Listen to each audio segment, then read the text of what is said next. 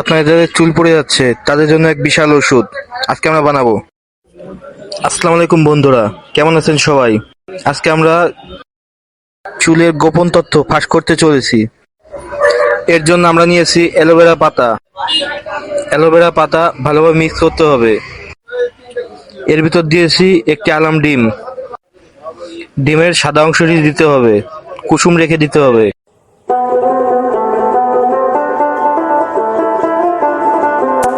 এরপর এর ভিতর দিয়েছি ভিটামিন সি ক্যাপসুল।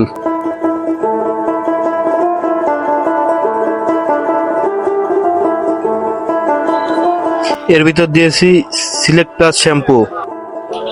আরো দিয়েছি মেথি দানা ও নারকেল তেল। এর ভিতর আরো দেওয়া হয়েছে মেহেদি পাতার রস।